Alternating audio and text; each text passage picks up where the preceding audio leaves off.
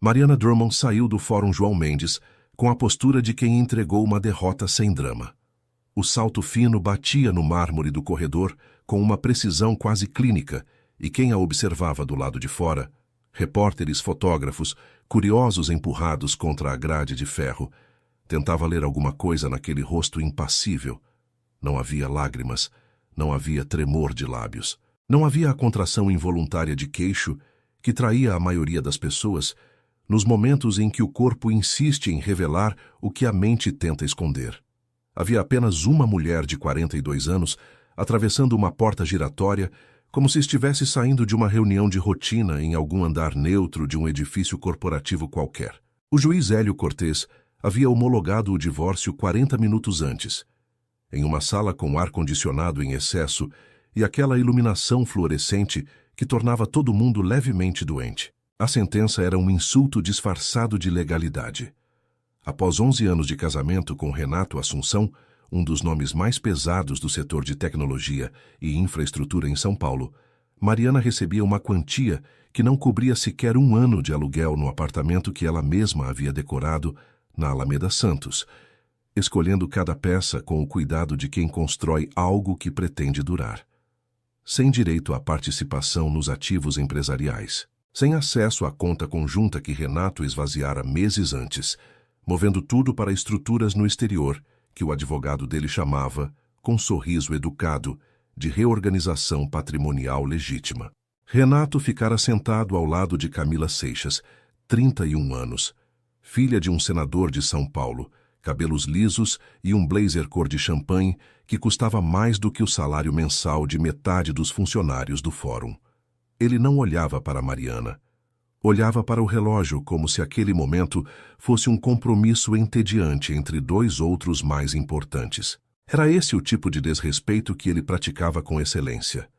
Não o desrespeito barulhento, que ao menos exige energia, mas o desrespeito por indiferença, que é muito mais corrosivo porque não oferece nada contra o qual reagir. O advogado de Mariana, um homem gentil chamado Dário Figueiredo, colocou a mão em seu ombro assim que saíram da sala de audiências e disse, em voz baixa, que ainda havia recurso, que podiam questionar a avaliação dos ativos, que havia irregularidades no laudo pericial, que um segundo perito poderia contestar com facilidade.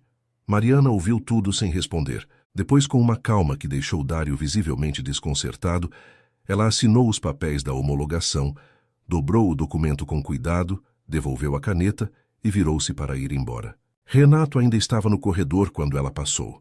Ele abriu a boca, um reflexo de quem esperava uma cena, uma acusação, um choro contido que pudesse interpretar como instabilidade emocional para o benefício de qualquer testemunha presente.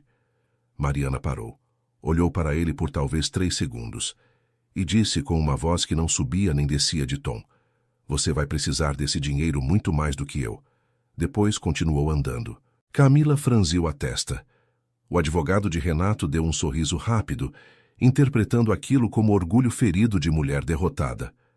Renato riu baixinho e disse algo sobre vaidade para o assessor ao seu lado. Ninguém entendeu o que Mariana havia querido dizer. Era exatamente assim que precisava ser. Do lado de fora, os repórteres tentaram se aproximar. Uma mulher do portal Poder e Dinheiro empurrou o microfone em sua direção e perguntou se ela tinha algo a dizer sobre a sentença. Outra, de um programa de variedades que existia na interseção entre jornalismo e entretenimento, sem pertencer completamente a nenhum dos dois, quis saber se era verdade que Mariana havia recusado o acordo pré-nupcial anos antes e se isso havia sido um erro estratégico. Mariana não respondeu a nenhuma das perguntas. Caminhou em linha reta, olhos à frente, até a calçada da Praça João Mendes, onde o barulho do centro de São Paulo se impunha com a democracia brutal do trânsito e do comércio. O táxi que Dário havia solicitado esperava na esquina, mas Mariana não foi até ele. Atravessou a rua com passos medidos, virou à direita na direção da Avenida Rangel Pestana e caminhou por 2 quarteirões sem olhar para os lados. Em determinado momento, tirou do bolso interno da bolsa um celular pequeno, de tela simples, o tipo que se compra em banca de eletrônicos usados e que não está vinculado a nenhum contrato ou cadastro, e leu a mensagem que havia chegado. Uma única linha. Carro preto. 3 minutos. O veículo estava estacionado em frente a uma banca de revistas, cujas manchetes do dia já estavam expostas em plástico laminado. Um Volvo de vidros escuros que não combinava com aquela parte do centro, mas também não era ostentação suficiente para chamar atenção. Apenas um carro caro demais para o bairro, comum o suficiente para o tipo de cidade que São Paulo é. Mariana abriu a porta traseira e entrou sem hesitar. O homem sentado no banco de couro bege era Héctor Villarreal, 72 anos, fundador do Grupo Villarreal, uma holding com atuação em logística, tecnologia e energia renovável que havia sido o maior adversário empresarial de Renato Assunção nos últimos 6 anos. Os dois tinham travado uma guerra silenciosa por contratos públicos, por patentes de software de gestão de infraestrutura e por influência em conselhos de ministérios. A imprensa nunca soube a extensão real do conflito, porque ambos os lados tinham interesse em manter as aparências de rivalidade civilizada, o tipo de disputa que aparece nos jornais de negócios como competição saudável de mercado e que por baixo é muito mais antiga e muito mais pessoal. Héctor não disse boa tarde, disse: "Você foi perfeita." Mariana encostou na cadeira e fechou os olhos por um momento, o primeiro sinal de cansaço que deixou escapar desde a manhã. Perfeita não, convincente. Ele concordou com um aceno leve. O carro já se movia pela avenida em direção ao acesso para a rodovia, com um motorista discreto que não olhava para o retrovisor.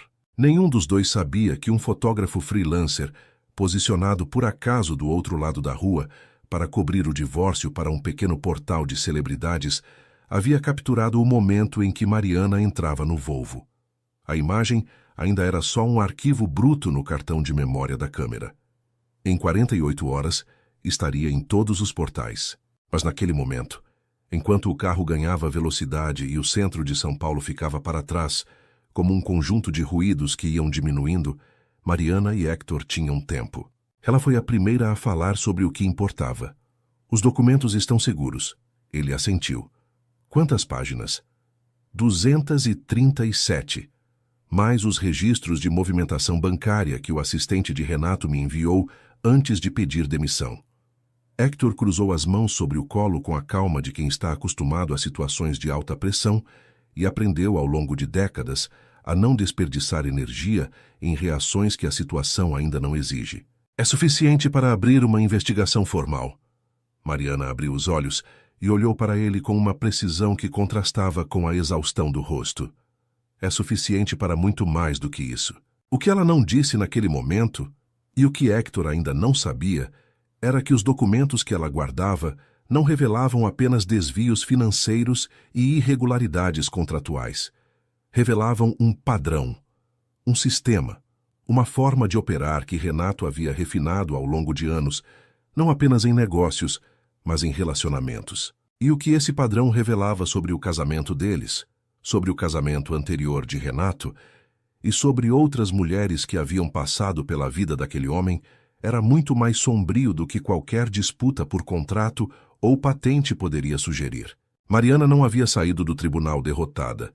Havia saído com a única coisa que importava: a liberdade de agir sem que ninguém soubesse que ela estava agindo.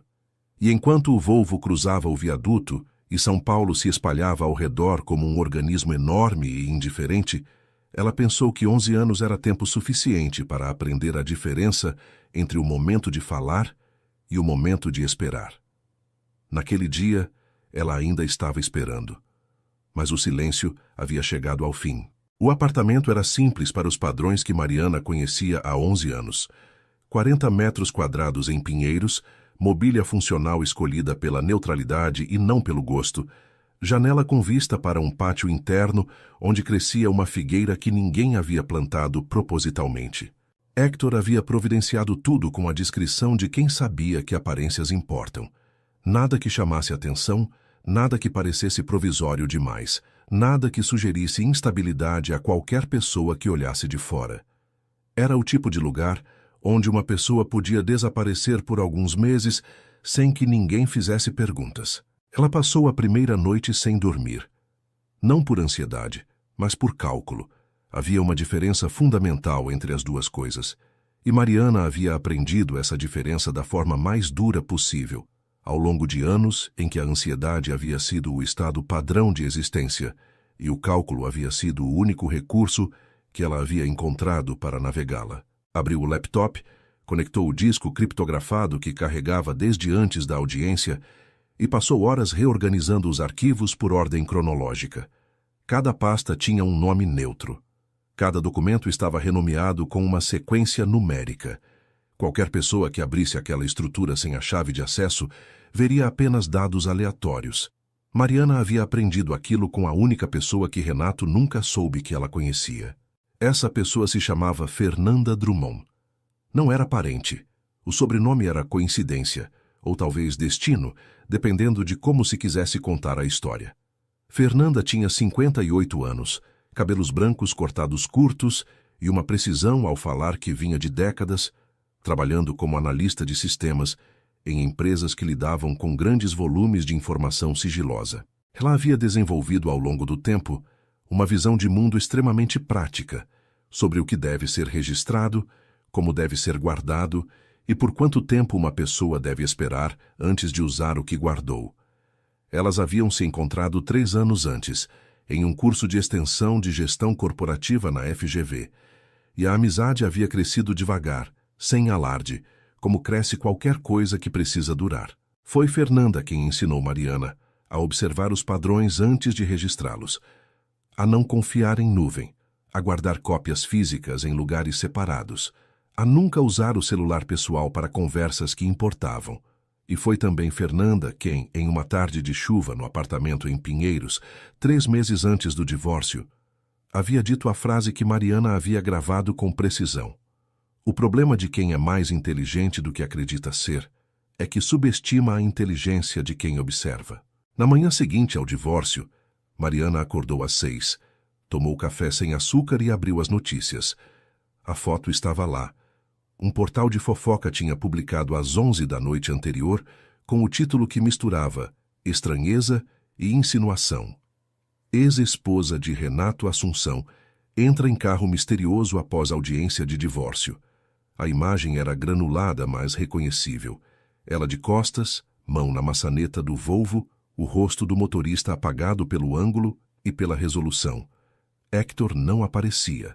Mas o veículo era rastreável para quem soubesse procurar e tivesse motivação para isso. Ela ligou para Hector. Ele já havia visto. Mude o carro que está usando e não apareça aqui por enquanto. Ele concordou sem questionar. Era um homem que havia aprendido, ao longo de muitas décadas de negócios, que as instruções de alguém que pensa com clareza devem ser seguidas exatamente por isso. Depois ela ligou para Dário, seu advogado, e disse que estava bem, que havia ido para a casa de uma amiga que não havia com que se preocupar. Dário quis saber sobre o recurso. Mariana disse que pensaria. Não era verdade, mas era a resposta certa para aquele momento. A resposta que mantinha todas as portas abertas, sem revelar qual delas ela pretendia usar. O verdadeiro próximo passo estava em Campinas. Ela pegou um ônibus, não um táxi, não um aplicativo, nada que gerasse registro vinculado ao seu nome ou ao seu cartão, e chegou à cidade 3 horas depois, com a estranha leveza de quem está se movendo pela primeira vez em muito tempo, sem precisar calcular o que cada passo revela. O endereço era o de um conjunto habitacional no bairro Cambuí, térreo, com um jardim pequeno e grade pintada de azul desbotado pelo sol de anos. Antes de tocar a campainha, ela ficou parada na calçada por um momento, olhando para a janela com a cortina de renda branca que se movia levemente por causa de um ventilador interno. Havia uma vida inteira atrás daquela cortina que ninguém em São Paulo conhecia. A mulher que abriu a porta tinha 54 anos, mas parecia carregar mais do que isso no modo como se movia, como se cada passo fosse calculado para não desperdiçar energia em direções desnecessárias. Cabelos castanhos com fios grisalhos que não eram escondidos, rosto de traços marcados que o tempo havia tornado mais definidos e não menos, olhos que avaliavam antes de confiar. O tipo de olhar que não é hostil, mas que exige que você se identifique antes de ser recebido. Ela se chamava Solange Borges. E para o mundo oficial, Solange Borges havia deixado São Paulo 12 antes, após o término de um relacionamento que a imprensa nunca cobriu, porque Renato Assunção ainda não era famoso o suficiente na época para justificar cobertura. O que a imprensa nunca soube era que Solange havia sido a primeira esposa de Renato. Não a namorada, não a companheira. A esposa em uma cerimônia pequena em Sorocaba, antes da ascensão, antes dos contratos públicos, antes da primeira capa de revista de negócios. O casamento havia sido anulado em circunstâncias que Renato descrevia nas raras vezes em que o assunto surgia, como um erro de juventude de ambos os lados. Solange nunca havia falado publicamente, e havia razões muito concretas para esse silêncio, razões que tinham nome e forma e consequências práticas que ela havia aprendido a viver ao redor como se fossem paredes. Mariana entrou. Sentaram na sala pequena. Havia um vaso de orquídeas na janela e pilhas de livros de contabilidade sobre a mesa de centro. Solange trabalhava como consultora autônoma para pequenas e médias empresas, o tipo de trabalho que exige competência real e não depende de reputação pública. A anfitriã foi direta, sem o preâmbulo social de quem faz visita. Você conseguiu os registros? Mariana colocou o pendrive sobre a mesa. Tudo que você descreveu está lá. E mais. Solange não sorriu. Ficou olhando para o pequeno dispositivo como se fosse uma prova física de algo que ela havia esperado encontrar por muito tempo e que havia aprendido, ao longo dos anos, a não esperar mais. Ele fez com você o mesmo que fez comigo, disse Solange. Não como pergunta, passo a passo. Mariana ficou em silêncio por um instante, deixando a afirmação ocupar o espaço que merecia. Quase idêntico. A diferença é que eu tive tempo de documentar antes que ele me descartasse. Solange se levantou, foi até a cozinha e voltou com 2 copos de água. Eram gestos automáticos de quem precisava de movimento para processar informações que eram ao mesmo tempo novas e completamente previsíveis. Quanto tempo você tem antes que ele perceba que o silêncio foi estratégico? Mariana olhou para o relógio. Menos do que gostaríamos, mas mais do que ele imagina. O que Solange foi revelando ao longo das 2 horas seguintes não era apenas a história de um casamento fracassado. Era a anatomia de um método. Renato identificava mulheres com atributos específicos: acesso a redes de influência, patrimônio próprio ou herdado, credenciais profissionais que abriam portas que ele ainda não conseguia abrir sozinho. Aproximava-se com uma generosidade calculada que no início parecia genuína, porque era consistente e detalhada. O tipo de atenção que pessoas inteligentes confundem com amor, porque é indistinguível da forma externa. Casava-se. E então, de forma gradual e sistemática, começava a transferir tudo que tinha valor: contatos, informações, capital, reputação, para estruturas que ele controlava sozinho. Quando o processo estava completo, iniciava o afastamento, de preferência criando um contexto em que a mulher parecesse instável ou difícil, para que qualquer queixa subsequente fosse descredenciada antes de chegar longe o suficiente para causar dano real. Com Solange, havia funcionado quase perfeitamente. Ela saíra do casamento confusa, isolada e com a reputação de mulher complicada que Renato havia construído com paciência cirúrgica ao longo de meses antes do fim. Levara anos para entender o que havia acontecido.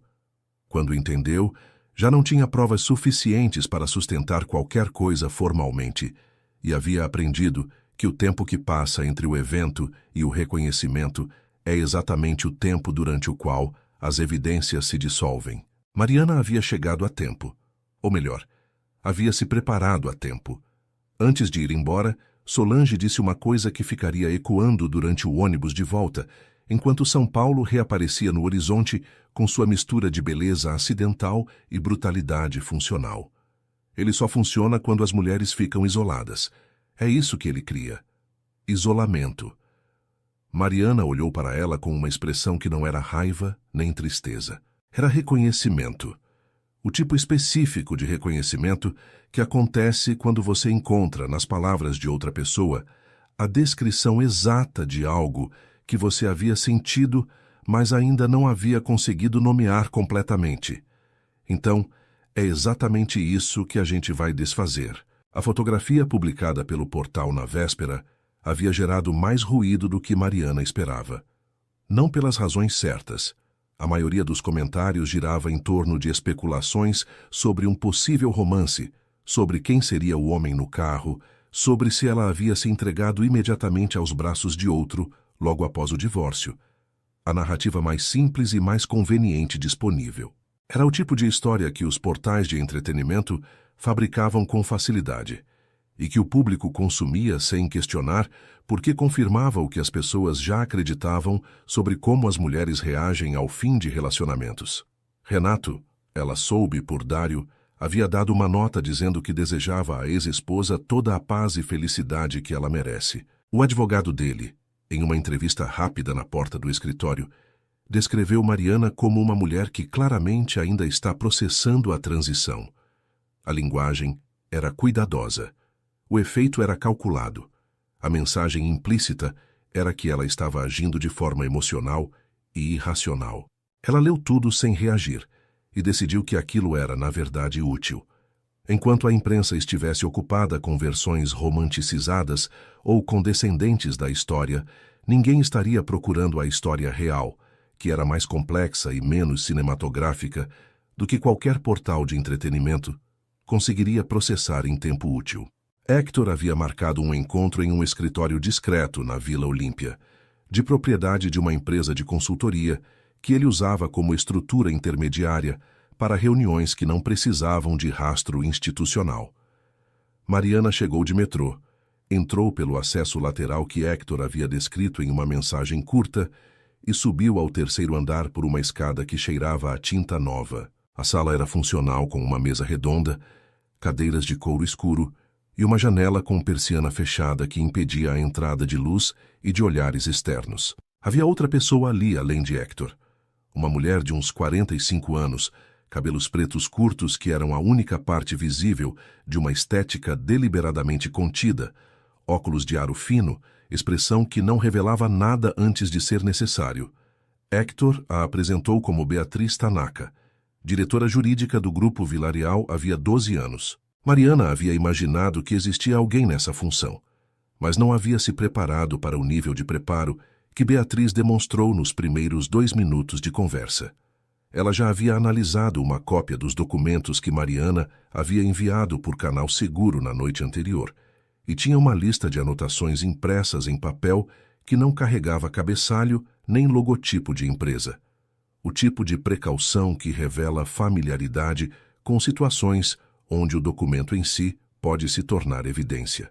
Temos material suficiente para protocolar uma denúncia em 3 frentes distintas, disse Beatriz, sem preâmbulo. Irregularidades nos laudos de avaliação patrimonial usados no processo de divórcio, o que invalida a sentença. Indícios de movimentação financeira não declarada para estruturas no exterior, o que abre uma investigação paralela de natureza distinta. E um conjunto de contratos corporativos, com linguagem que sinaliza de forma bastante clara uso de informação privilegiada obtida por meio de acesso indevido a dados de terceiros. Ela pausou. Essa última parte é a mais sensível, porque parte do material foi coletado dentro de uma relação conjugal, o que gera questões sobre admissibilidade que precisamos endereçar antes de qualquer movimento. Mariana inclinou a cabeça levemente. Eu sei, é por isso que há também depoimentos, não apenas documentos. Beatriz cruzou os braços. Quantas pessoas? Até agora 2 confirmadas, eu e uma outra mulher que preferiu não ser identificada ainda. Mas há mais. Estou no processo de localizá-las e de criar o contexto em que falar seja uma possibilidade real para cada uma delas. Héctor, que havia ficado em silêncio enquanto as 2 falavam, falou pela primeira vez desde as apresentações. O problema com uma denúncia prematura é que Renato vai acionar os melhores advogados do país e transformar isso em um circo de descrédito antes que o processo sequer comece. Ele tem relacionamentos com pessoas que controlam pautas em pelo menos 3 veículos grandes. Mariana conhecia aquilo melhor do que ele. Havia assistido de dentro como Renato gerenciava a imprensa. Não por meio de pressão direta, que deixa rastros e gera resistência, mas de favores, de acesso, de anúncios publicitários alocados estrategicamente, de convites para eventos onde jornalistas se tornavam, sem perceber, parte da rede que lhe seria impossível cobrir com independência depois. Então a denúncia não pode ser prematura, disse Mariana. Precisa ser definitiva. Quando sair, precisa sair com tudo de uma vez, de forma que ele não tenha tempo de montar a narrativa antes que o público já tenha formado a própria. A diferença entre uma acusação que ele consegue reverter e uma que ele não consegue não é o conteúdo, é o timing. Os três ficaram em silêncio por um momento. Era uma estratégia de risco alto, porque exigia controle de variáveis que não podiam ser controladas completamente. Mas era também a única que funcionaria contra alguém que dominava o jogo de imagem com a competência de Renato Assunção. Foi Beatriz quem fez a pergunta que precisava ser feita. Você mencionou outras mulheres. Você acredita que elas vão querer falar? Mariana pensou em Solange, sentada na sala pequena de Campinas com o vaso de orquídeas na janela e os olhos que avaliavam antes de confiar. Pensou no tempo que havia levado para Solange sequer conseguir nomear o que havia acontecido com ela, quanto mais descrever para outra pessoa. Não sei, mas sei que algumas delas estão esperando por uma razão para falar. Só precisam saber que não vão falar sozinhas. Beatriz fez uma anotação. Hector observou as duas mulheres e teve a sensação, que raramente o visitava depois de décadas no mundo dos negócios, de estar assistindo a algo que havia começado muito antes de ele entrar na história, e que continuaria muito depois que seu papel específico nela terminasse. Ele havia procurado Mariana 6 meses antes, porque via nela uma aliada estratégica em uma disputa corporativa com Renato que já durava anos. O que não havia antecipado era que o que ela carregava era muito maior do que qualquer disputa por contrato ou fatia de mercado. Quando a reunião terminou e Mariana estava descendo a escada, Beatriz a alcançou no segundo andar. Falou em voz baixa, com a consciência de que paredes têm ressonância. Eu preciso que você saiba que o que você está fazendo tem um nível de risco pessoal que talvez você ainda esteja subestimando. Renato Assunção tem muito a perder e vai agir de acordo com isso. Não de forma impulsiva, de forma metódica, que é muito mais perigosa. Mariana parou na escada e virou para ela com uma expressão que era, ao mesmo tempo, cansada e absolutamente firme, como duas qualidades que não se excluem, mas que raramente aparecem juntas. Eu sei exatamente o que ele faz quando sente que está perdendo o controle. Passei 11 anos observando. Ela desceu o último degrau. É exatamente por isso que eu sei o que vai acontecer a seguir. Beatriz ficou olhando para o corredor vazio por um momento, depois que Mariana saiu. Depois voltou para a sala, onde Hector ainda estava sentado olhando para a mesa com a expressão de quem está recalibrando avaliações anteriores. Essa mulher, disse ele devagar, com cuidado de escolher as palavras certas, não estava fugindo daquele tribunal. Beatriz tirou os óculos e limpou a lente com o lenço, em um gesto que era tanto hábito quanto tempo de pensar. Não. Ela estava chegando. O primeiro vazamento foi pequeno, propositalmente pequeno. Uma nota em um blog de economia especializado, sem assinatura, descrevendo movimentações financeiras atípicas em duas empresas ligadas ao grupo de Renato Assunção, nos meses anteriores ao divórcio. O texto era técnico, denso, do tipo que a maioria das pessoas passa rapidamente porque não oferece nenhuma narrativa fácil para segurar a atenção. Mas para quem sabia o que procurar, auditores, jornalistas de investigação, analistas do setor, era uma deixa precisa. Mariana havia passado 3 semanas construindo o que ela e Beatriz chamavam, em particular, de a sequência. Não era um ataque. Era uma série de estímulos calibrados, cada um projetado para produzir uma reação específica em Renato.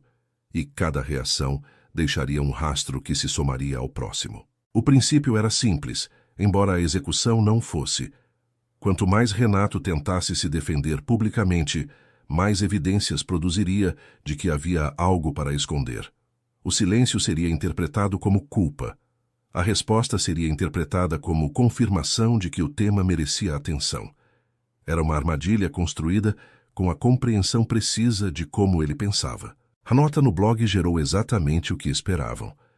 Em 48 horas, o assessor de imprensa de Renato publicou uma nota chamando o texto de especulação sem embasamento, produzida por fontes mal intencionadas, com agenda clara. A nota era tecnicamente correta em alguns pontos superficiais, o que era muito pior do que se fosse completamente falsa, porque sinalizava que Renato havia lido com atenção e estava escolhendo cuidadosamente o que refutar, o que, por sua vez, sinalizava que havia coisas que ele não podia refutar.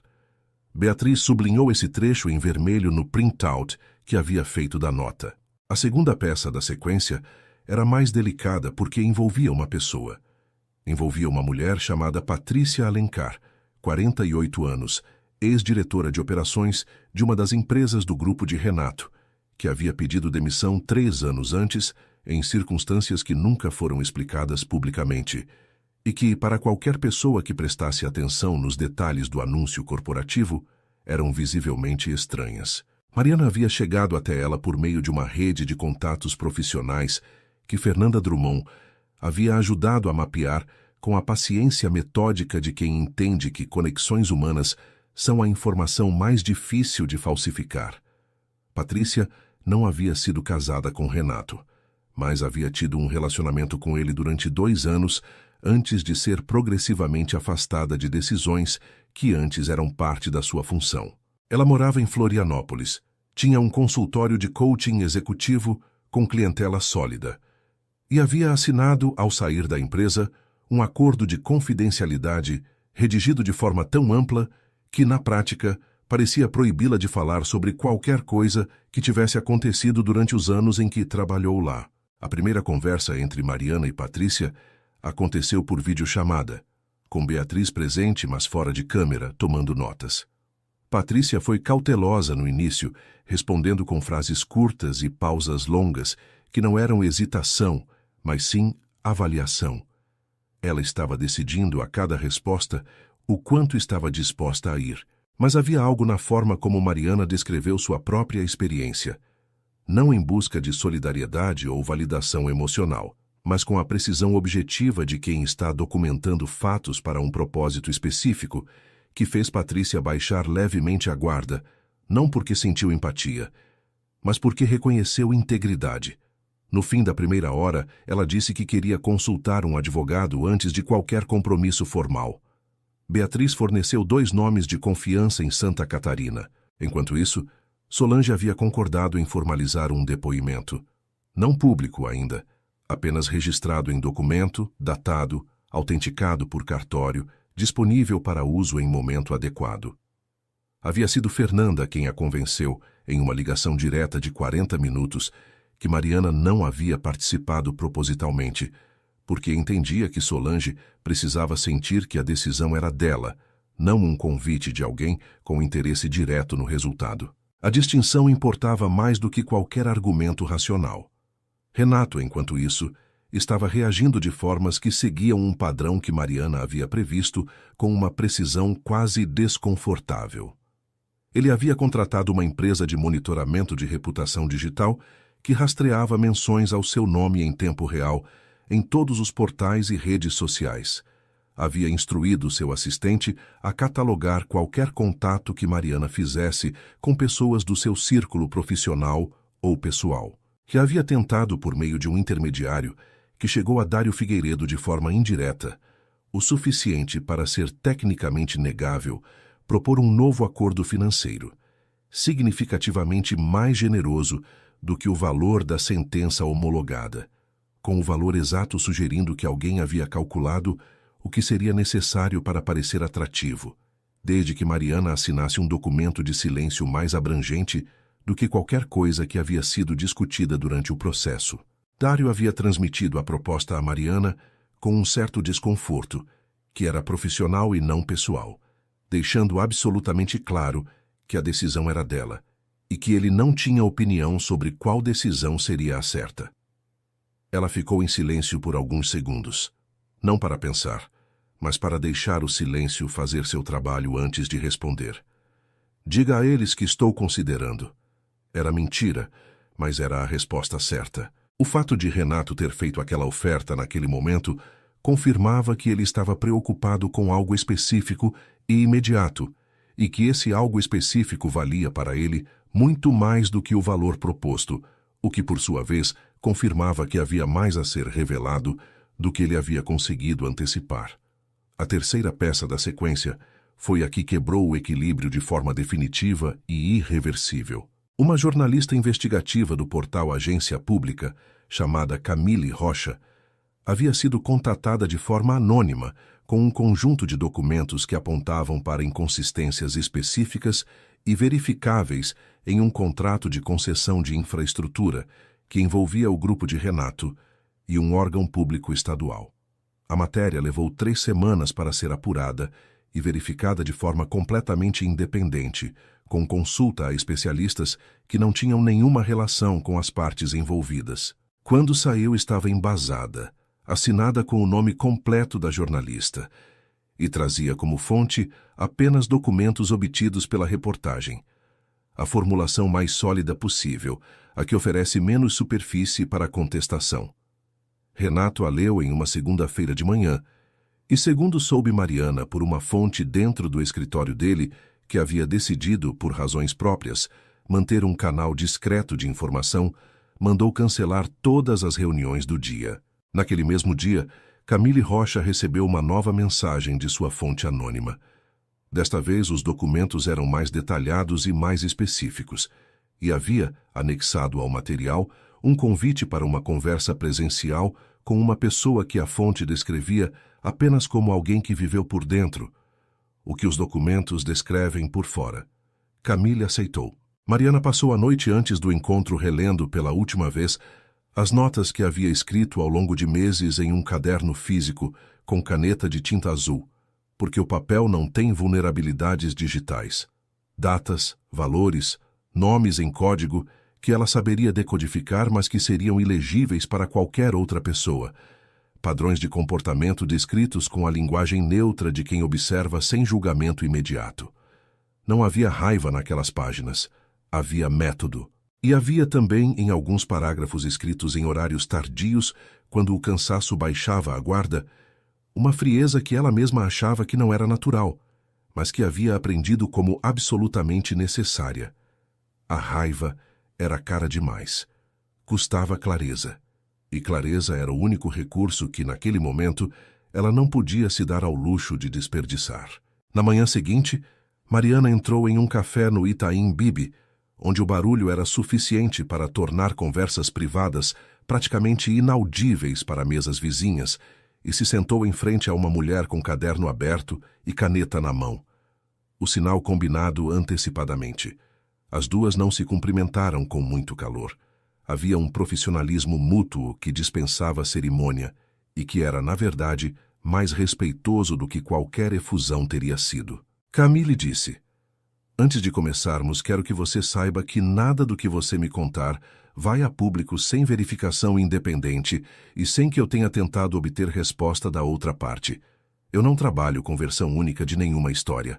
Mariana disse: "Eu sei, é exatamente por isso que eu escolhi você." Começou a falar. E pela primeira vez, desde que havia saído do tribunal em silêncio semanas antes, não escolheu as palavras pelo efeito que causariam, não mediu o que revelava pelo impacto calculado, não administrou a narrativa para um resultado específico. Escolheu pela precisão do que era verdade, e deixou a verdade ser o suficiente que ela é quando finalmente tem espaço para se sentar. A matéria de Camille Rocha não saiu imediatamente. Passou por 3 rodadas de edição interna, verificação jurídica e consulta com especialistas externos que não eram consultados pela redação habitualmente, mas eram precisamente os perfis necessários para aquele tipo de material. Mariana havia antecipado que levaria tempo e havia usado o período de espera para completar a parte mais difícil do que ela e Beatriz haviam planejado: convencer Patrícia Alencar. Patrícia, após 2 semanas consultando o advogado em Florianópolis, havia chegado à conclusão de que o acordo de confidencialidade que havia assinado ao sair da empresa de Renato não era tão impermeável quanto parecia, especialmente se o que ela testemunhara envolvia condutas que iam além das disputas comerciais que o documento pretendia proteger. Seu advogado havia identificado uma brecha específica e bem fundamentada. O documento proibia explicitamente falar sobre estratégias de negócio da empresa, sobre processos internos e sobre informações de clientes, mas não continha nenhuma cláusula que cobrisse descrição de condutas pessoais do executivo que afetavam diretamente o ambiente de trabalho e as pessoas que trabalhavam nele. Era uma distinção técnica que, nas mãos de um advogado competente, abria espaço suficiente para o que precisava acontecer. Patrícia gravou seu depoimento em vídeo, em um escritório neutro em Florianópolis, que seu advogado havia reservado para a ocasião, com câmera fixa em tripé e advogado presente durante todo o processo. Ela não chorou. Falou com a objetividade contida de quem havia processado aquilo ao longo de anos e havia chegado, finalmente, a um ponto onde as palavras não pesavam mais do que os fatos que descreviam. Um ponto que não é indiferença, mas é a forma mais eficiente de clareza disponível quando a raiva já fez seu trabalho e pode ser dispensada. Ela descreveu como o relacionamento havia começado com um desequilíbrio de poder, que ela havia escolhido ignorar, porque o ignorar era mais conveniente do que o reconhecer. Como Renato havia usado informações que ela compartilhava em confiança para tomar decisões corporativas que a excluíam progressivamente de espaços que eram dela por mérito, e como o afastamento dela da empresa havia sido antecedido por uma campanha sutil de isolamento dentro da equipe que havia levado meses e que era invisível para quem não sabia o que observar. O depoimento durou 42 minutos. Beatriz recebeu o arquivo e o guardou junto com os demais, em uma estrutura que espelhava a que Mariana havia usado para seus próprios documentos. Havia uma quarta mulher que Mariana havia localizado e que ainda não havia decidido participar. Seu nome era Vera Esteves, 52 anos, advogada tributarista em Brasília com uma prática estabelecida e respeitada, que havia tido uma relação com Renato durante um período em que ele estava expandindo as operações do grupo para o Distrito Federal e precisava de alguém que entendesse a estrutura fiscal específica daquele ambiente. A relação havia terminado de forma abrupta, com uma explicação que Renato havia dado por mensagem, uma única mensagem curta e definitiva que Vera havia relido por meses, tentando encontrar algo que não estava lá. Ela havia passado anos sem falar sobre isso com quase ninguém. Mariana a havia contatado por meio de uma amiga em comum que não sabia exatamente do que se tratava, apenas que Mariana queria conversar sobre algo que dizia respeito a um período específico da vida de Vera. Vera respondeu com uma única mensagem escrita, com a precisão de quem escolhe cada palavra como advogada antes de enviar. Eu sei por que você está me contatando. Não estou pronta, mas não estou descartando. Mariana guardou essa mensagem e não insistiu. Era a resposta certa. Não o silêncio que fecha portas, mas o silêncio que mantém a possibilidade aberta. Era o tipo de respeito que o processo inteiro exigia. Enquanto isso, o comportamento de Renato havia mudado de ritmo de formas que eram detectáveis para quem sabia o que observar.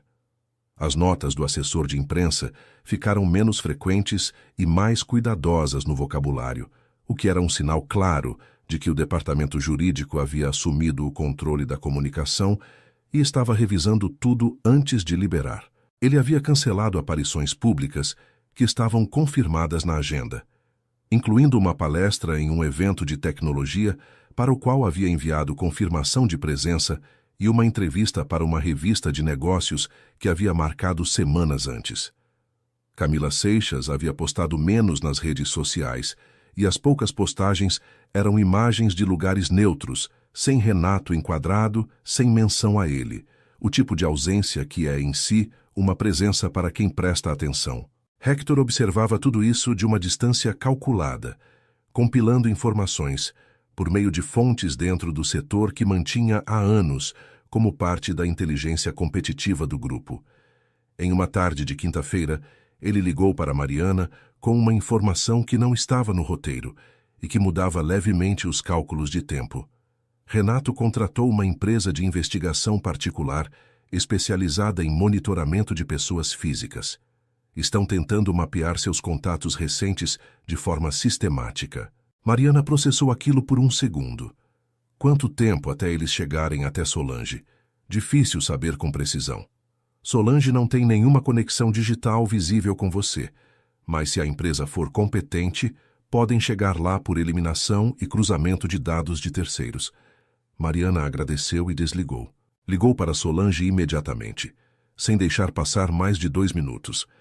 Pode haver alguém fazendo perguntas sobre você em breve. Não precisa fugir. Não precisa mudar nada visível. Mas precisa saber para não ser surpreendida. Solange ficou em silêncio por um momento, que não era surpresa, mas reflexão. Eu sei como lidar com isso. Havia uma firmeza na voz dela, que Mariana reconheceu como algo que se constrói quando a alternativa ao ser firme é desmoronar, e que é por isso muito mais sólido do que qualquer firmeza que vem de nunca ter sido testada. Eu aprendi a não existir quando não quero ser encontrada. 12 anos são tempo suficiente para aprender isso direito. A matéria saiu numa sexta-feira às 7 da manhã, um horário escolhido com intenção precisa, antes do início do expediente das assessorias de imprensa, quando os protocolos de resposta a crises ainda estavam sendo ativados, mas depois do pico de tráfego noturno, de forma que os leitores que chegassem à plataforma pela manhã encontrariam o texto já estabilizado no topo da página. O título era direto, sem sensacionalismo. Documentos revelam movimentação irregular em contratos do Grupo Assunção. O texto não mencionava Mariana. Não mencionava divórcio. Não havia nada que soasse como vingança pessoal ou que pudesse ser descartado como acerto de contas entre ex-cônjuges. Era uma peça jornalística construída sobre documentos verificados, dados públicos cruzados com registros internos e análise de especialistas independentes cujos currículos e credenciais estavam descritos em detalhe. Camille havia feito exatamente o que disse que faria, e havia feito bem. Em 2 horas, o texto havia sido republicado por 3 veículos de maior alcance. Em 4 horas, havia um pronunciamento de um órgão de controle estadual dizendo que a notícia seria apurada com a seriedade que merece. A linguagem burocrática, que naquele contexto específico era mais significativa do que qualquer declaração mais dramática. Em 6 horas, o assessor de Renato havia emitido uma nota chamando o texto de peça de ficção contratada por adversários empresariais com interesses claros no enfraquecimento do grupo, o que era um erro estratégico sério, porque abria a porta para que Camille publicasse no dia seguinte a metodologia completa de apuração, incluindo os nomes e afiliações dos especialistas consultados, a lista de documentos verificados e o processo pelo qual cada informação havia sido checada de forma independente. Beatriz leu a nota do assessor e disse ao telefone, com uma neutralidade que apenas disfarçava satisfação. A satisfação de quem vê uma previsão se confirmar com precisão. Ele acabou de transformar uma matéria de economia em uma questão de credibilidade pública. Muito útil da parte dele. Mariana respondeu com um silêncio que era concordância. Mariana estava em Pinheiros quando as notificações começaram a chegar com uma frequência que ia aumentando. Sentada na cadeira perto da janela, com vista para o pátio e a figueira espontânea, ela olhava para a tela do celular sem a urgência que alguém de fora esperaria. Sem o tipo de satisfação performática que as pessoas associam a momentos de virada. Havia passado meses construindo aquele momento com precisão e cuidado. Agora que havia chegado, o que ela sentia não era euforia. Era algo mais parecido com reconhecimento. A confirmação tranquila de que o que ela havia planejado estava funcionando da forma como havia planejado e que essa confirmação era suficiente. Mas ela também sabia que aquilo era apenas o começo visível de um processo que ainda tinha muito caminho pela frente e que os próximos passos seriam os mais exigentes de todos. Renato Assunção passou o fim de semana em reuniões fechadas com sua equipe jurídica em um escritório de advocacia nos Jardins que ele havia contratado especificamente para a gestão de crises de alta exposição. Na segunda-feira, seu escritório protocolou um pedido de direito de resposta junto ao portal que publicou a matéria de Camille, acompanhado de uma notificação extrajudicial acusando a jornalista de difamação com intenção de causar dano patrimonial quantificado em um valor específico. Era o movimento que Beatriz havia antecipado, e era também o movimento que elas esperavam, não porque fosse um erro óbvio, mas porque era o único disponível para quem queria reagir sem admitir que havia algo para esconder. A notificação gerava uma obrigação de resposta pública, e a resposta, desta vez, não viria apenas de documentos verificados. Patrícia Alencar foi a primeira a falar em uma instância que não podia ser ignorada. Não em uma entrevista para a imprensa, não em uma postagem em rede social.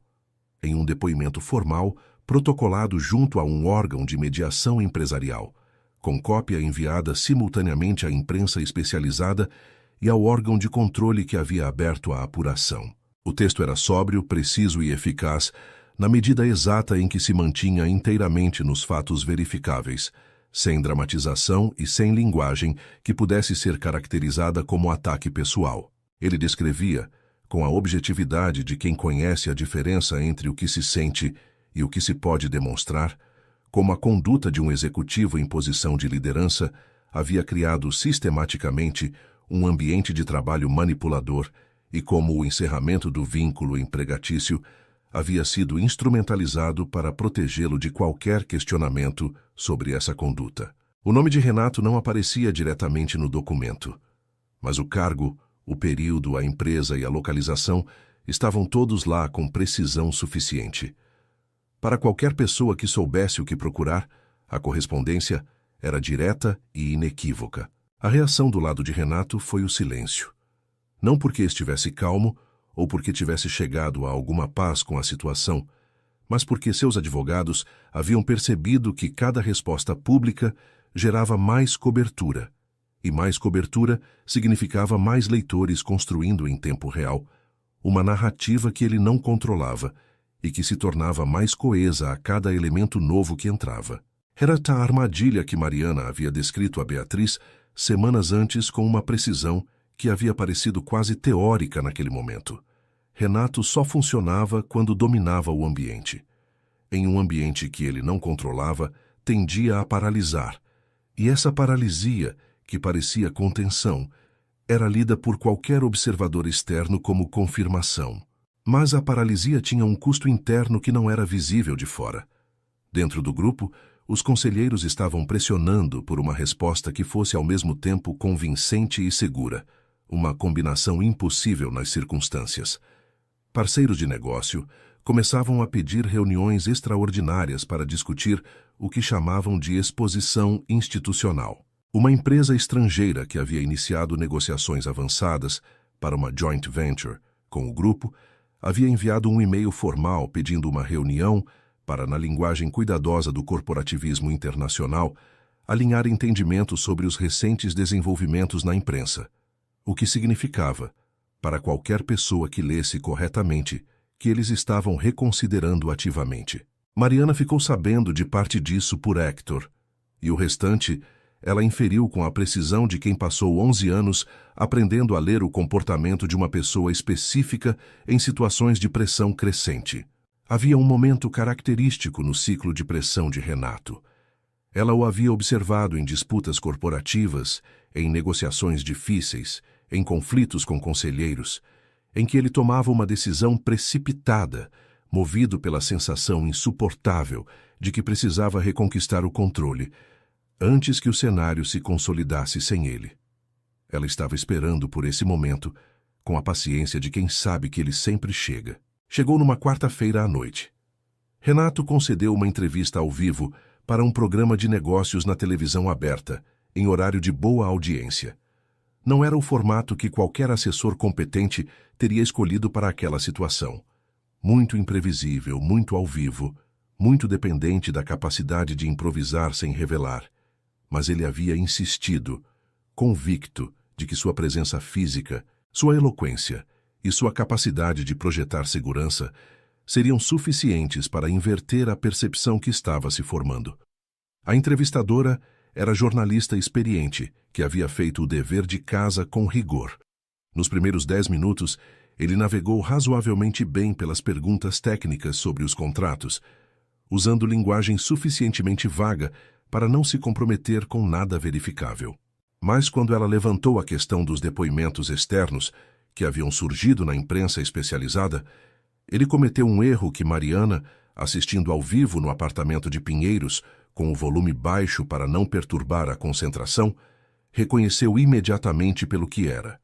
Ele mencionou, quase de passagem e como se fosse um detalhe secundário, que havia sido alvo de um esquema articulado por pessoas com interesse claro em desestabilizar o grupo em um momento de crescimento.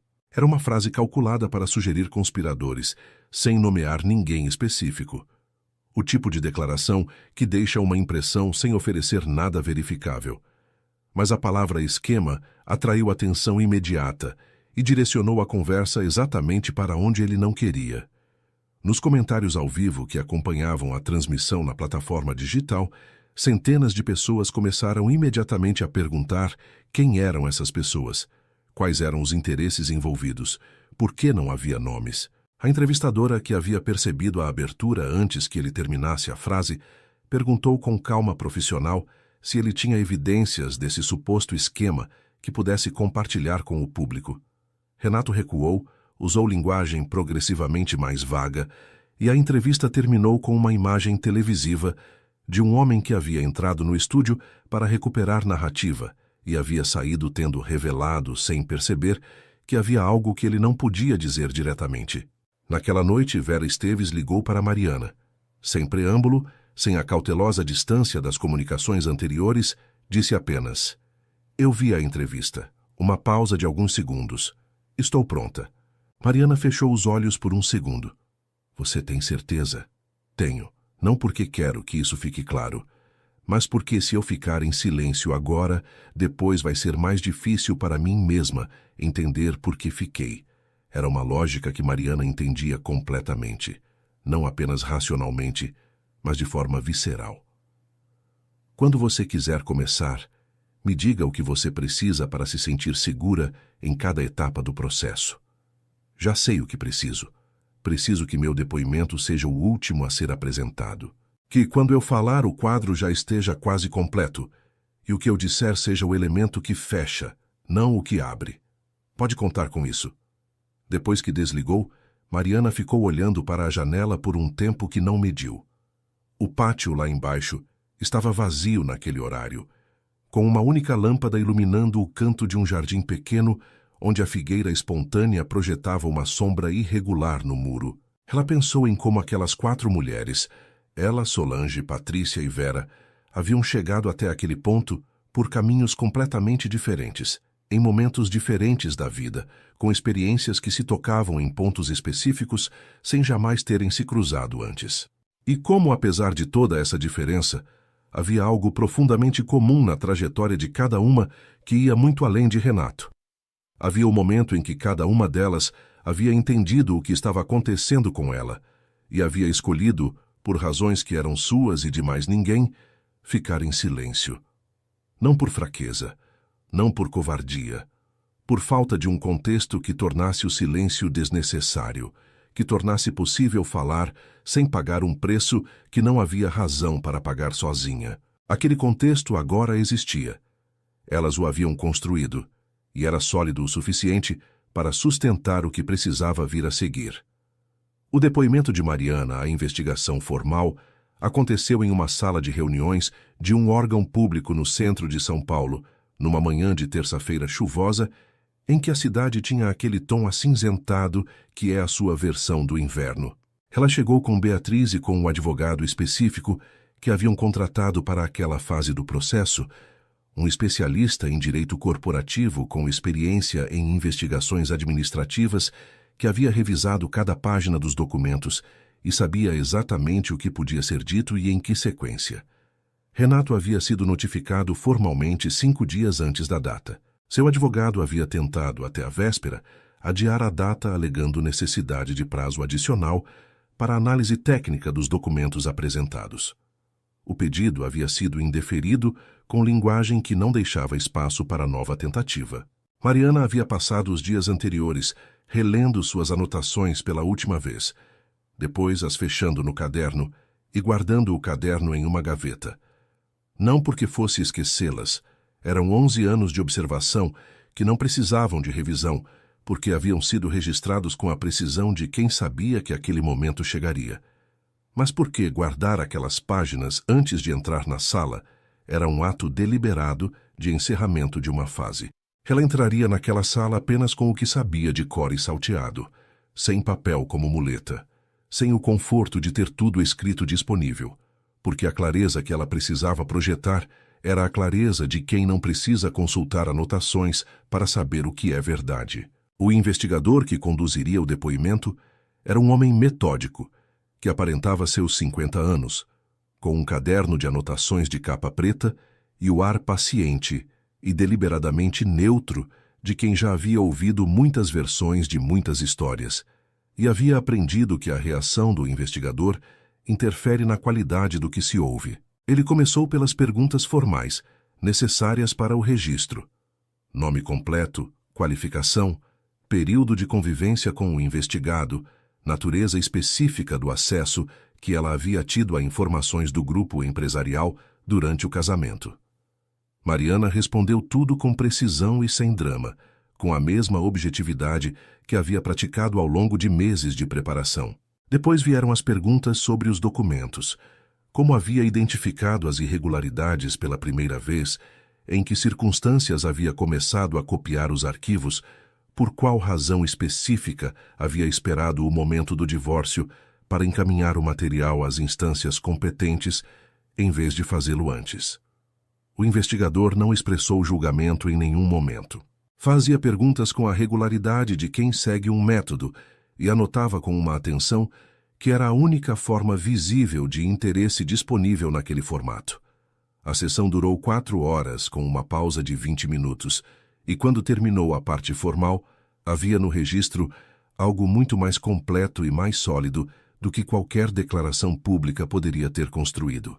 No final, quando as perguntas formais estavam encerradas e o investigador havia feito o gesto de encerramento, Mariana pediu a palavra para acrescentar um elemento que não havia sido perguntado diretamente, mas que ela considerava relevante para a compreensão completa do que estava sendo investigado. O investigador olhou para ela por um momento e concordou com um aceno. Beatriz, do outro lado da mesa, ficou absolutamente imóvel com a contenção de quem sabe que o que está prestes a acontecer é o momento mais importante de tudo que foi construído. Mariana colocou sobre a mesa um envelope fechado. Dentro havia uma cópia impressa das mensagens que ela havia guardado separadamente de todos os outros documentos por meses. As mensagens que havia encontrado em uma pasta de comunicações internas, quase por acaso, procurando outra coisa. O registro detalhado de uma estratégia planejada por Renato em conjunto com seu advogado de décadas, referente ao período de Solange, descrevendo com uma frieza administrativa os passos para criar isolamento, descreditar reputação e instrumentalizar o encerramento do casamento de forma a minimizar qualquer risco de questionamento posterior. Isso não é sobre mim, disse ela com uma calma que era o produto de muito trabalho e que custara o que precisava custar. Isso é sobre o que acontece antes de eu entrar na história. E o que isso mostra é que o que eu vivi não foi a primeira ocorrência de algo. Foi a continuação documentada de um método que existia antes de mim e que havia sido deliberadamente planejado. Ela pausou por um segundo, deixando o investigador processar. Achei que fosse relevante para o entendimento completo do padrão que está sendo investigado. O investigador olhou para o envelope por um longo momento, antes de pegá-lo com as 2 mãos. Depois disse: com a economia precisa de palavras de quem escolhe cada uma delas com consciência do que o registro formal significa. Obrigado pela completude do depoimento. Mariana saiu da sala com Beatriz e não disse nada até chegarem ao elevador no corredor. Quando as portas se fecharam, Beatriz falou primeiro com uma voz que era mais baixa do que o espaço exigia. Você guardou isso para o depoimento. Não era pergunta. Era reconhecimento. Mariana ficou olhando para o painel de andares com os números que acendiam e apagavam. Se eu tivesse entregado isso antes em qualquer outro contexto, podia parecer o ponto mais dramático de uma história pessoal. Algo que serve a uma narrativa e não a uma investigação. Aqui, num depoimento formal registrado em processo oficial, é evidência. A diferença não é no conteúdo, é no contexto em que o conteúdo existe. Beatriz ficou quieta por um segundo que era mais do que silêncio. É uma distinção importante. É a única distinção que importava, disse Mariana. E o elevador abriu no térreo. Do fora, a chuva havia parado completamente durante as 4 horas que elas haviam passado dentro. São Paulo tinha aquela luminosidade específica dos dias que começam fechados e abrem no meio da tarde, quando a luz atravessa o vapor ainda presente no ar e tudo parece levemente irreal, levemente mais nítido do que o habitual. Elas caminharam 2 quadras sem falar, cada uma processando o que havia acontecido ao seu próprio ritmo. Depois Beatriz perguntou o que ela ia fazer agora. A pergunta mais simples e mais difícil disponível naquele momento. Mariana pensou por um momento que não era hesitação. Hoje, nada. Amanhã também. Deixar o processo ser o que ele é, sem tentar dirigir o que já não precisa de direção. E depois? Mariana olhou para a avenida movimentada, para os carros, para as pessoas que passavam com a indiferença específica de quem tem seus próprios mundos para gerir. Depois eu penso em como usar o que aprendi, mas de forma diferente desta vez. Ela não explicou o que queria dizer naquele momento. Beatriz não perguntou. Havia algo na forma como Mariana estava andando, não com a rigidez calculada dos meses anteriores, não com a contenção de quem guarda algo pesado, mas com uma soltura que parecia nova e que era genuína precisamente porque não havia sido planejada, que dispensava qualquer explicação por enquanto. 3 semanas depois, a investigação ampliou formalmente seu escopo, para além do que havia sido inicialmente declarado. Os depoimentos de Patrícia, Solange e Vera haviam sido incorporados como material complementar com o consentimento formal de cada uma e com toda a documentação de processo que garantia sua admissibilidade. As mensagens que Mariana havia apresentado no final de seu depoimento haviam levado a uma análise do histórico de atuação do advogado de Renato, que revelava, com uma regularidade que não era coincidência, um padrão de orientação em situações com estrutura similar, envolvendo pelo menos 2 outros clientes ao longo de anos. O caso havia deixado de ser um processo administrativo sobre irregularidade contratual e havia se transformado em algo muito mais amplo e muito mais estrutural do que qualquer uma das peças individuais teria sugerido sozinha. Renato Assunção se apresentou à investigação, acompanhado de 4 advogados, em uma formação que era em si uma comunicação sobre o estado das coisas. Não respondeu a nenhuma pergunta de forma direta ou substantiva, invocando em todas as respostas o direito de não produzir provas contra si mesmo. O comportamento de alguém que havia recebido orientação precisa de que qualquer coisa dita naquele contexto seria usada contra ele e que a única estratégia restante era não fornecer mais material do que o que já estava registrado. O conselho do grupo afastou-o da presidência executiva de forma provisória enquanto a investigação estivesse em curso, com uma nota oficial que usava as palavras medida de governança corporativa, em conformidade com as melhores práticas do setor. Camille Rocha publicou uma segunda matéria descrevendo o afastamento e seu contexto, e nos comentários havia centenas de pessoas que haviam acompanhado o processo desde a primeira notícia e que agora construíam coletivamente e sem coordenação um entendimento público do que havia acontecido, que era mais completo e mais preciso do que qualquer versão que qualquer assessoria poderia ter fabricado. Mariana não leu os comentários. Estava em Campinas, sentada na sala pequena de Solange, com o vaso de orquídeas na janela e 2 xícaras de café sobre a mesa de centro, onde meses antes havia sido colocado um pendrive que havia mudado o curso de muitas coisas. As 2 não falavam sobre o processo, sobre a investigação, sobre os desdobramentos que continuavam acontecendo. Falavam sobre outras coisas, sobre os anos que cada uma havia passado, sem entender completamente o que havia vivido, sobre o ponto exato em que a compreensão havia chegado e o que havia mudado depois disso, sobre o que fica quando o silêncio finalmente termina e o que se descobre que existia debaixo dele. Era uma conversa que não tinha urgência, não tinha pauta, não precisava chegar a nenhum lugar específico antes de um horário determinado. Era apenas duas mulheres que haviam percorrido caminhos longuíssimos, por rotas completamente diferentes, para chegar ao mesmo ponto de entendimento, e que podiam finalmente sentar e falar como se tivessem todo o tempo do mundo. Porque, pela primeira vez em muito tempo, tinham. 6 meses depois, Mariana Drummond estava sentada em um auditório na Fundação Getúlio Vargas, com outras 30 pessoas ao redor, num espaço com aquela acústica específica de salas projetadas para a escuta. A palestra havia terminado há 20 minutos, mas a discussão havia tomado vida própria e continuava com a energia das conversas que chegam a alguma coisa real. Era um seminário sobre gestão de risco reputacional em estruturas corporativas, e a pessoa que falava naquele momento era uma professora de ética empresarial que havia usado o caso do Grupo Assunção como estudo de análise detalhada, sem nomear as pessoas envolvidas diretamente, apenas as estruturas, os mecanismos e as dinâmicas que o caso havia revelado de forma excepcionalmente clara. Mariana havia chegado como ouvinte, sem anunciar presença, sem agenda além do interesse genuíno no tema.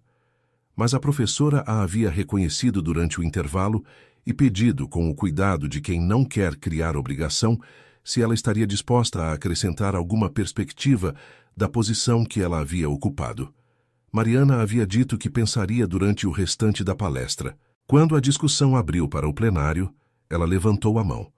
Não se identificou pelo nome, não era necessário para o que queria dizer. Disse apenas que havia acompanhado de muito perto um caso com características estruturais semelhantes ao que estava sendo analisado, e que havia um elemento que raramente entrava nos debates acadêmicos e profissionais sobre falhas de governança corporativa: o papel do silêncio. Não o silêncio como ausência de informação, não o silêncio como ignorância sobre o que está acontecendo, mas o silêncio como estratégia consciente, tanto de quem pratica a conduta quanto de quem a sofre e aprende por experiência concreta, que falar tem um custo que não há contexto seguro para pagar. O que os documentos raramente capturam, disse ela com a clareza que vinha de ter vivido aquilo, é o processo pelo qual alguém que tem algo importante a dizer decide que não há contexto suficientemente seguro para dizê-lo.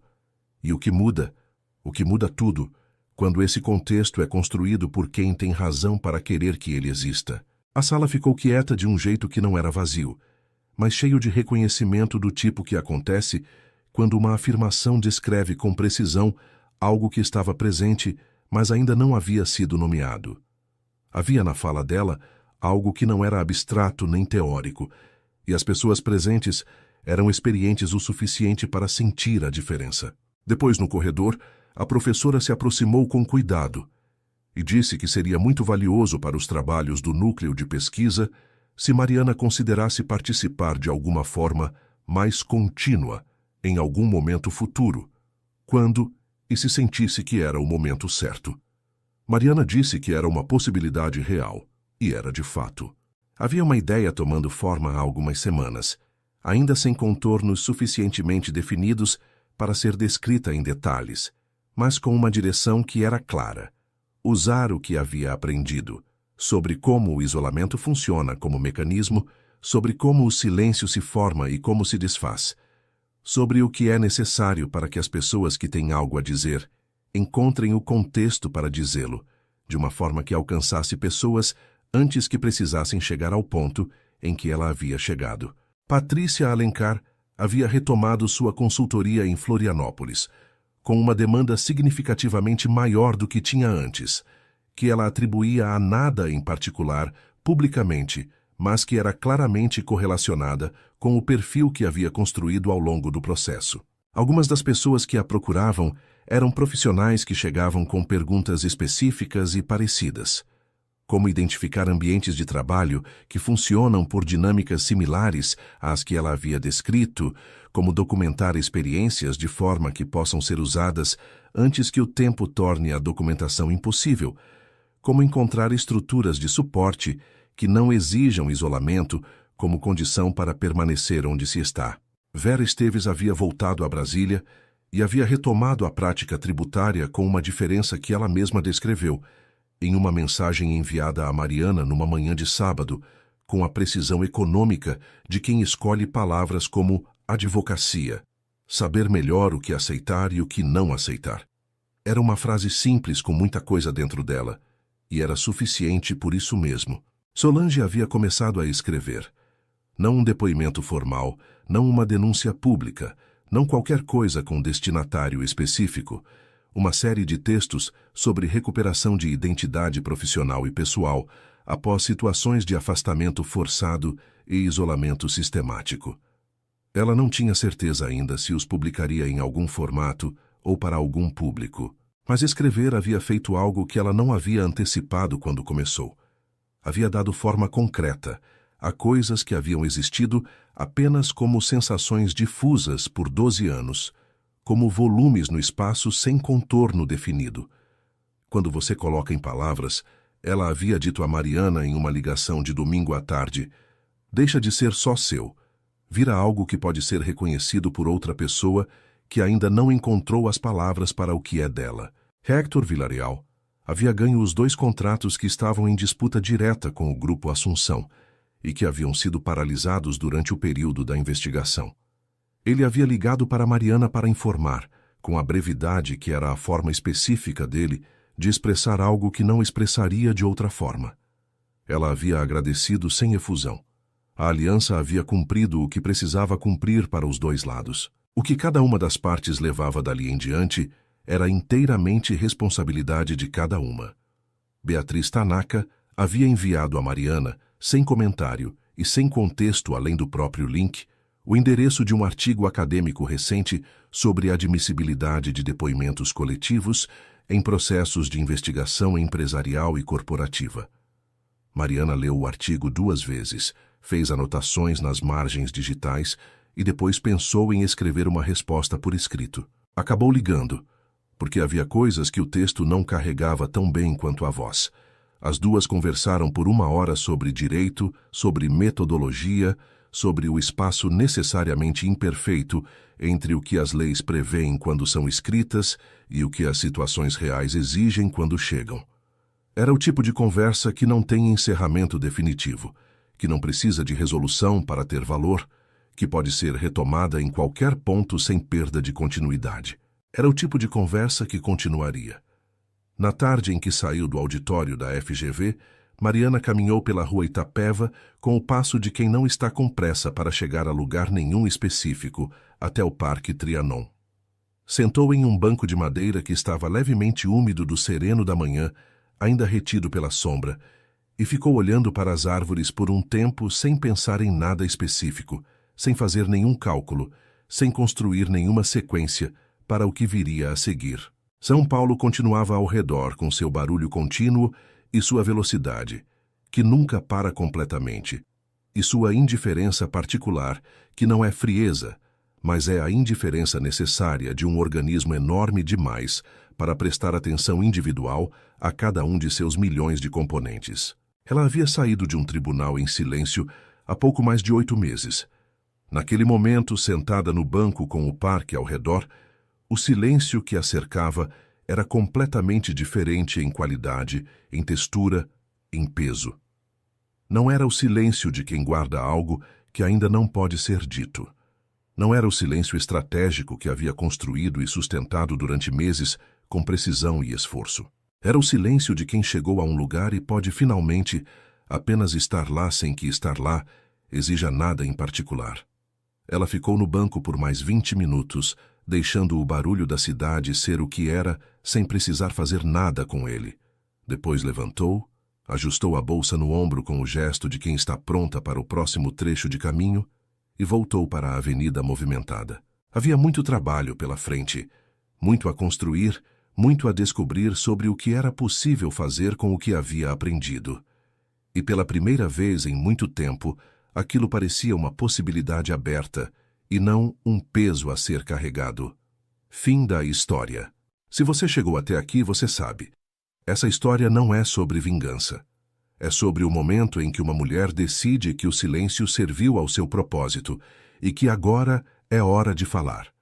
E sobre o que acontece quando outras mulheres percebem que não precisam falar sozinhas.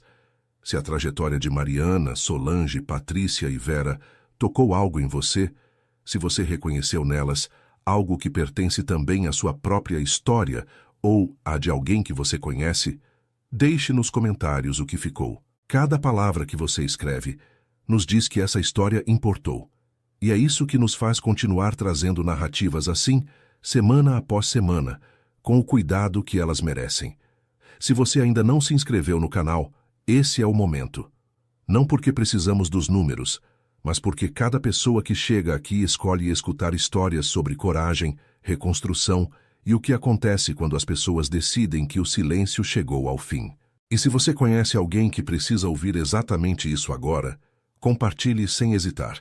Nos encontramos no próximo episódio.